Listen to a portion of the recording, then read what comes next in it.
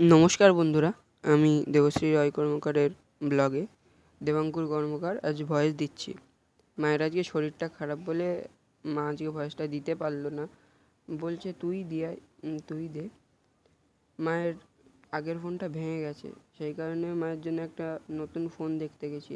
মায়ের ফোনের দরকার ছিল খুব, তো এই ফোনটা আমরা দেখলাম, পছন্দও হলো। মায়ের কালারটা বললো খুব ভালো কালার, আর সব কিছু দেখাশোনার পর আমরা এই ফোনটাই সিলেক্ট করলাম যে এটাই বেস্ট। আর কালারটাও দেখুন কত সুন্দর, এর সঙ্গে একটা উপরে গ্লাস দিয়েছে শুধু। আর ছোটোবেলায় যখন আমি যেতাম তখন এর সঙ্গে অনেক গিফট দিত। আগে যখন মা ফোন কিনতো তখন যেতাম মায়ের সঙ্গে, তো অনেক গিফট দিত।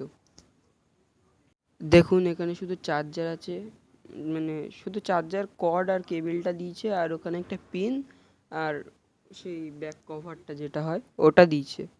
আর আগে যখন কিনতে যেতাম তখন অনেক কিছু দিত, যেরকম হেডফোন আরও অনেক কিছু দিত।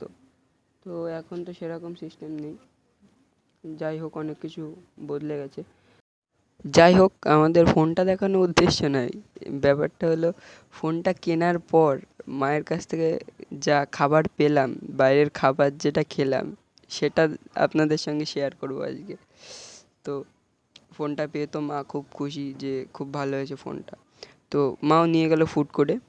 আমরা বাবা আর বেশি সময় নষ্ট না করে টুক করে অর্ডার দিয়ে দিল দুটো সিজলারের, একটা রাইস আর একটা নুডলস। দেখুন কত কি দিয়েছে, কাবাব, তারপর পোচ দিয়েছে উপরে একটা, এ দেখো রাইস সিজলার এটা, আর নুডলস সিজলারটা ওই পাশে।